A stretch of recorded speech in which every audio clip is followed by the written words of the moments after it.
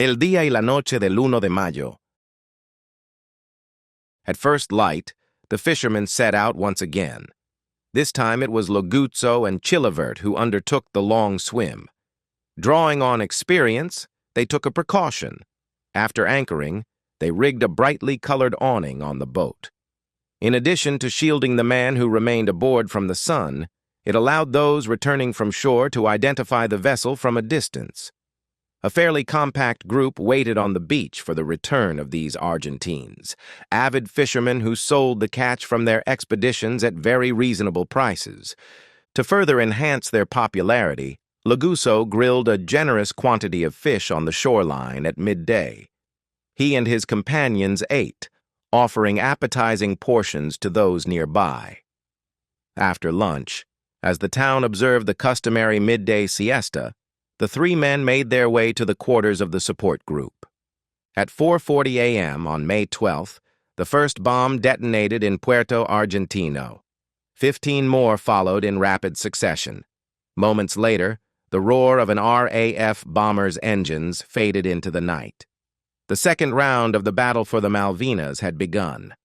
The mission assigned to Flight Lieutenant Martin Withers, commander of the bomber, a Vulcan B-2 tail number XM607, was at the time the longest-range bombing mission ever conducted. The operation, designated Black Buck 7, involved 13 aircraft and required 17 aerial refuelings. It also produced several incidents related to rendezvous and coupling with Victor tanker aircraft. Despite the magnitude of the effort, the results did not justify the undertaking.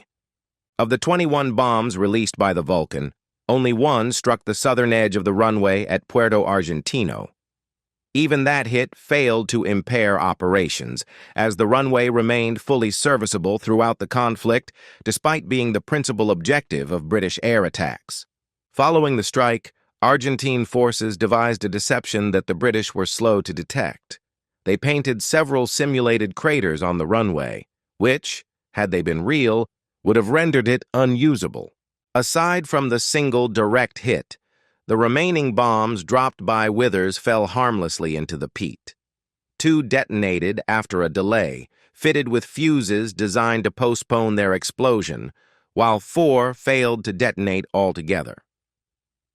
As a result of this first enemy air raid, First Lieutenant Dominguez Lacreu quit smoking. The Vulcan had already departed when a message arrived via the field telephone. 2 soldiers were unaccounted for.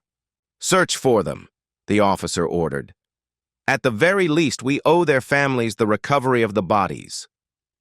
Moments later, the field telephone rang again. "We can hear groaning underground, my first lieutenant," came the report. "I'm on my way." As he moved toward the site in the darkness before dawn, Dominguez Lacreu vowed to the Virgin that he would stop smoking if the 2 soldiers were found alive. One of the Vulcan's bombs, designed to fragment reinforced concrete, had created a crater approximately 16 meters in diameter and 8 meters deep. Beneath the lip formed by the displaced earth at the edge of the crater, muffled cries could indeed be heard. The men dug frantically and eventually pulled both soldiers from the churned peat. They were badly bruised but otherwise unharmed. The short brims of their helmets and their balaclavas, pulled up to their eyes, had formed small air pockets that allowed them to breathe until rescue, when they were already close to asphyxiation. First Lieutenant Dominguez Lacreu kept his promise.